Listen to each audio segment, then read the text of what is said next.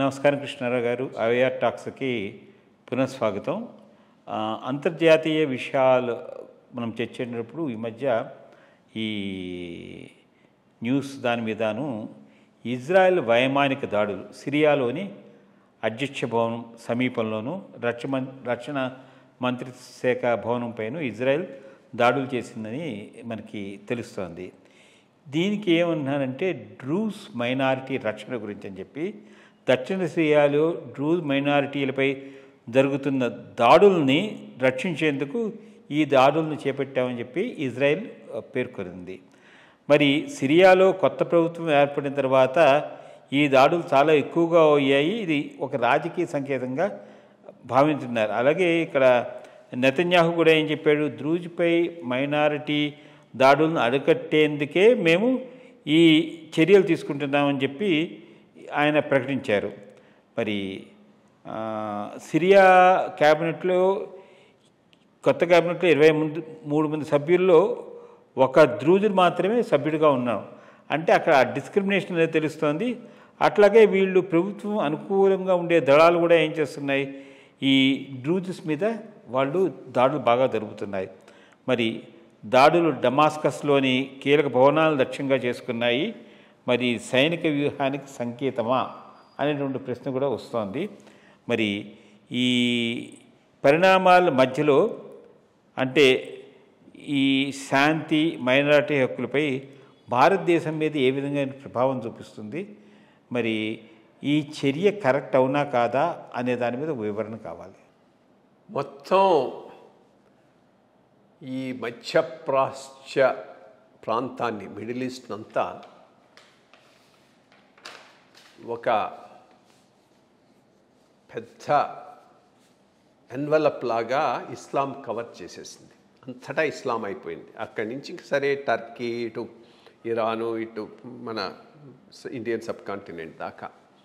కానీ అంత ఫోర్స్ఫుల్గా స్వోర్డ్తో అక్కడంతా ప్రబలిన ఇస్లాం మతాన్ని తట్టుకొని ఈ లెవెంట్ అంటారు, ఇదే మిడిల్ ఈస్ట్లో లెవెంట్ ఏరియా అంటారు. లెవెంట్ అంటే ఈరోజు ఇజ్రాయెలు, జోర్డాను, సిరియా, లెబనాను, కొంతవరకు టర్కీలో పాటు దీన్నంతా కలిపి లెవెంట్ ఏరియా అంటారు. ఈ లెవెంట్ ఏరియాలో 2 మతాలు ఇంత ఆన్స్లాట్ ఆఫ్ ఇస్లాంను తట్టుకొని నిలబడ్డాయి. ఆ 2 ఈ సిరియాలో ఉన్నాయి. సౌత్కు డ్రూజ్ అనేటటువంటి ఒక మతం, నార్త్కు పోతే హెచ్డీస్ అని ఇంకో మతం. ఈ 2 మతాలు నాన్ ఇస్లామిక్ మతాలు ఇక్కడ ఉన్నాయి. చాలా స్మాల్ మైనారిటీ బట్ స్ట్రాంగ్గా ఉన్నారు. అంటే వాళ్ళను చరిత్రలో ఇస్లాం దండయాత్రలు మొదలైనప్పటి నుంచి పర్సిక్యూట్ చేస్తూనే ఉన్నారు, చంపుతూ ఉన్నారు, విమెన్ను ఎన్స్లేవ్ చేస్తున్నారు, సెక్స్ స్లేవ్స్ కింద తీసుకుంటూ ఉన్నారు. కానీ ఆ 2 మతాలు మాత్రం అటు నార్త్ సైడ్కి హెచ్డీసు, వీళ్ళు కుడ్స్లో ఒక చిన్న భాగం, డౌన్కి డ్రూస్ అనేటటువంటిది. ఈ 2 మతాలు మిగిలే. సరే జ్యూస్ అనేవాళ్ళు డిఫరెంట్ అనుకో, వాళ్ళు అక్కడ ఉన్నారు, బయట నుంచి ఆ పైన వచ్చి సపరేట్ కంట్రీ చేసుకున్నారు. ఈ 3 రిలీజన్స్ అక్కడ ఉన్నాయి. ఈ డ్రూస్ అనేది సిరియాకు సౌత్లో ఉన్నటువంటి 5 లక్షలు 10 లక్షల మంది ఉన్నారు వాళ్ళు. ఇంతకుముందు ఏమైంది, ఇరాన్ బ్యాక్డు అసాద్ అనుకుంటా వాడి పేరు, బాషర్ అసాద్ ఏదో ఉంది వాడి పేరు, వాడు రూల్ చేస్తూ ఉండేవాడు. ఆ రోజు అక్కడ సిరియాన్ రూల్ చేసే వాళ్ళంతా మైనారిటీ. ఈ డ్రూజు, అలవైట్సు అంటే షియాసు, ఈ కర్డ్సు, వీళ్ళంతా కలిపి వాడికి సపోర్ట్గా పాలన సాగుతుంది. సిరియాలో మెజారిటీ మాత్రం సున్నీ ముస్లిమ్స్. ఈ సున్నీ ముస్లిమ్స్కు మొదటి నుంచి టర్కీ సపోర్ట్ చేస్తూ ఉంది. ఈ షియాస్కు ఈ కాంగ్లామరేషన్కు ఇరాన్ రష్యా సపోర్ట్ చేస్తుంది. సరే ఈ బాషర్ అసాద్ అనేవాడు, వాడు అలవైట్ అనేవాడు, షియా వాడిని చాలా రోజులు తట్టుకొని వాడు అక్కడ పరిపాలన చేశాడు. వాడిని బయటికి పంపించడానికి బాగా ప్రయత్నం చేసినటువంటిది ఎవరంటే ఐసిస్, ఇస్లామిక్ మిలిటెంట్ ఆర్గనైజేషన్. ఆ ఐసిస్సే హెచ్డీస్ విమెన్ను వాళ్ళను సెక్స్ స్లేవ్స్గా తీసుకొని చేసినటువంటి ఘనత వాళ్ళకి వస్తుంది. ఇప్పుడు ఐసిస్ని రిప్రజెంట్ చేసేవాడే సిరియాకు ప్రధానమంత్రి అయినాడు. ఇప్పుడు వాళ్ళే గెలిచారు. వీడిని అసాద్ అనేవాడిని ఓడించేసి వాళ్ళు తీసుకున్నారు. ఇప్పుడంటే సున్నీస్ రూల్ చేస్తున్నారు. Sunnis majority. సున్నీస్లో కూడా ఎవరు? ISIS, Al-Qaeda type. యాక్చువల్గా వాడికి సపోర్ట్ చేయడం, వాటితో మొన్న షేక్ హ్యాండ్ కూడా చేశాడు ఎవరు? ట్రంప్. షోస్ అవసరాన్ని బట్టి ఎవరినైనా వాడుకోవటానికి వాళ్ళు రెడీగా ఉంటారు. ఎప్పుడైతే ఈ సున్నీ ఎక్స్ట్రీమిస్ట్ ఐసిస్ ఎలిమెంట్స్ అక్కడ సిరియాను గవర్నమెంట్ తీసుకున్నాయి, ఇంకా మైనారిటీస్ అందరి మీద పడ్డారు. మొట్టమొదట అలవైట్స్లో చాలామందిని చంపేశారు. ఇప్పుడు డ్రూస్ మీద పడుతున్నారు, సౌత్కు ఉన్నటువంటి వాళ్ళు.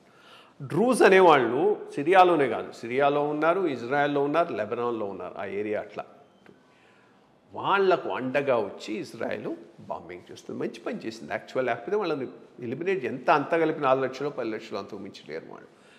సో వాళ్ళకు ఇదిగా వస్తున్నాయి. ఇప్పుడు ఇదే ఈ లెఫ్ట్ లిబరల్ ఈ మొత్తం ప్రపంచం అంతా ఉన్న యూనివర్సిటీలో వాళ్ళు పాలస్తీనా అంటారు. మరి వీళ్ళ సంగతి ఏంది? డ్రూస్ సంగతి ఏంది? దీని గురించి ఎవడైనా ఒక ప్రొసెషన్ తీశాడా? వాళ్ళకు అనుకూలంగా ఈ మేధావులు ఒక్కడైనా మాట్లాడరు. వాళ్ళకి అది ఒకటే కావాలి. మిగిలినంతా అకృత్యాలు కాదు, మిగిలినంతా వైలేషన్ కాదు, మిగిలినంతా జెనోసైడ్ కాదు. ఓన్లీ అక్కడైతేనే అది జెనోసైడ్ అవుతుంది, ఇంకెక్కడ కాదు. సో యాక్చువల్గా వాళ్ళని ప్రొటెక్ట్ చేయాల్సిన అవసరం ఉంది. గుడ్ ఇజ్రాయెల్ కనుక ఈరోజు అక్కడ వాళ్ళ తరఫున ఇంటర్వ్యూన్ అయి బాంబింగ్ చేయకపోతే ఈ ప్రాంతాలను వాళ్ళు ఫినిష్ ఆఫ్ చేసి ఉండేవాళ్ళు. చేసింది కాబట్టి ఇప్పుడు అమెరికా కూడా కొంతవరకు ఇన్వాల్వ్ అయింది. బట్ ఎప్పటికైనా కానీ వాళ్ళు డేంజరే. ఎందుకంటే ఇప్పుడు ఉన్నటువంటిది సిరియాలో ఉన్న గవర్నమెంటు అది ఎక్స్ట్రీమ్ ఇస్లామిక్ గవర్నమెంట్. ఐసిస్ని రిప్రజెంట్ చేసేటటువంటి వాడు, అంతకుముందు ఐసిస్లో ఉన్నటువంటి వాడు. వీళ్లకు బ్యాకింగ్ ఎవరు? Turkey, another Islamic fundamentalism. అదే లింకప్ అవుతున్నది. అక్కడి నుంచి అది అజర్బైజాను, పాకిస్తాన్ కూడా దీంట్లో లింకప్ అయి ఉన్నది. సో ఇది చాలా unfortunate thing. Good Israel intervention అనేటువంటిది మంచిది. విషయాలు మంచి విషయాలు చెప్పారండి. నమస్కారం.